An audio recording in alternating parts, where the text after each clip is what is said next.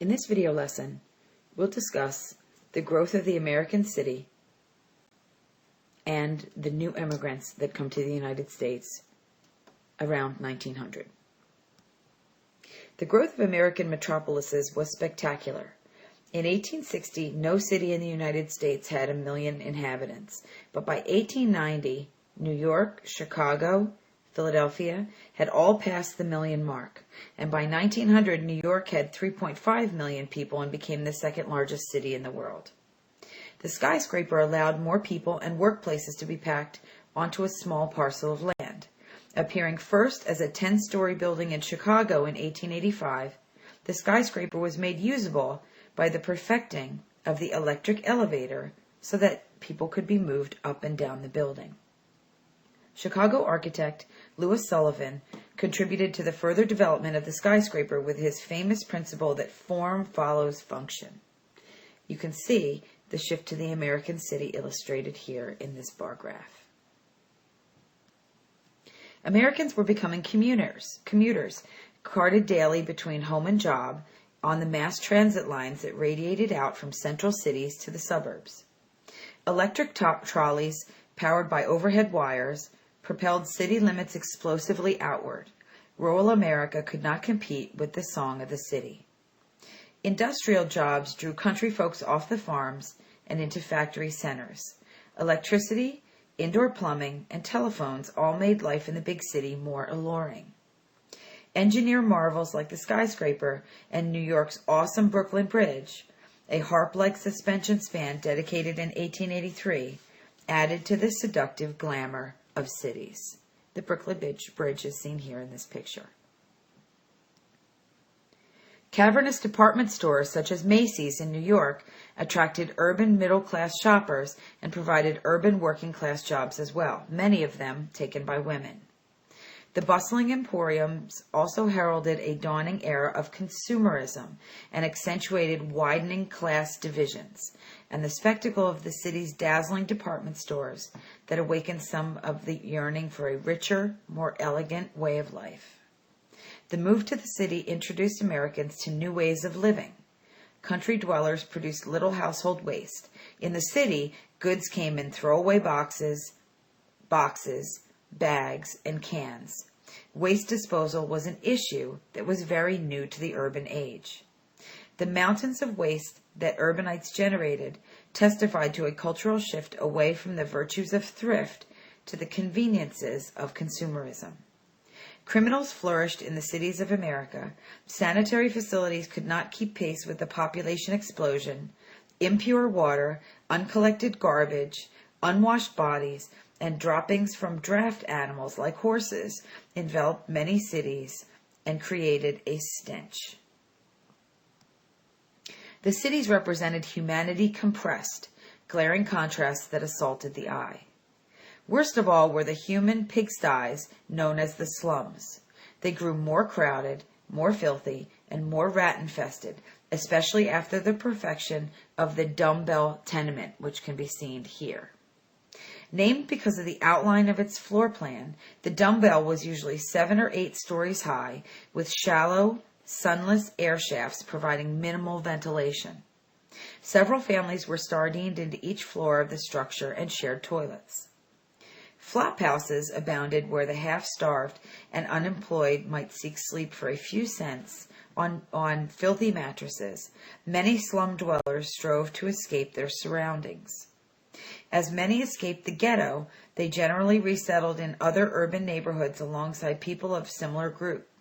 The wealthiest left the cities altogether and headed for the semi-rural suburbs, bedroom communities, which became the greenbelt of affluence. In each of the 3 decades, from 1850 through the 1870s, more than 2 million migrants had stepped onto America's shores. By the 1880s, the stream had swelled to 5 million. Until the 1880s, most immigrants had come from the British Isles and Western Europe, chiefly Germany and Scandinavia. They were typically Anglo-Saxon and Teutonic types, and they were usually Protestant, except for Catholic Irish and Germans. Many of them boasted of a high rate of literacy and were accustomed to some type of representative government. Many of them took up farming, just like they did back home. You can see annual immigration depicted here in the chart from the years 1860 to 2010. But in the 1880s, the character of the immigrant stream changed drastically. The so-called new immigrants came from Southern and Eastern Europe, so Italians, Croats, Slovaks, Greeks, and Poles. Many of them worshipped in Orthodox churches or synagogues. They came from countries with little history of democratic government. People had grown accustomed to following despotism, where opportunities for advancement were few.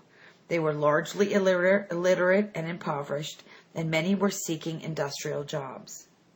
These new people totaled only 19% of the importing immigrants in the 1880s, but by the first decade of the 20th century, they constitute 66% of the total. They hived together in cities like New York and Chicago and soon claimed more inhabitants than many of the largest cities of the same nationality in the Old World. Many left their native countries because Europe seemed to have no room for them. The population of the Old World was growing vigorously, and it nearly doubled in the century after 1800, thanks in part to abundant food from America and the cultivation of the potato. American food imports and the pace of European industrialization shook the peasantry loose from its ancient habitats and customary occupation, creating a vast footloose army of the unemployed. Millions drained from the countryside into the cities. About 60 million Europeans left the Old World in the 19th and early 20th centuries.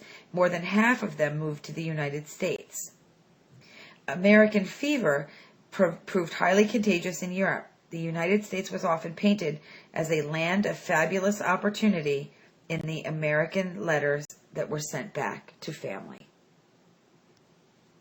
Profit-seeking Americans trumpeted throughout Europe the attractions of the new promised land. Industrialists wanted low-wage labor. Railroads wanted buyers for land grants. States wanted more population, and steamship lines wanted more human cargo. As the century lengthened, savage persecutions of minorities in Europe drove many shattered souls to American shores. In the 1880s, the Russians turned violently upon their own Jews, chiefly in the Polish areas, and tens of thousands of battered refugees fled the area. They made their way to the seaboard cities of the Atlantic coast, notably New York.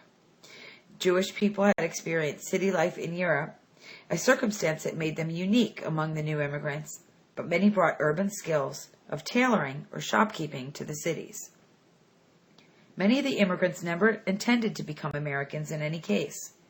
A large number of them were single men who worked in the United States for some time and then returned home with their hard-earned money.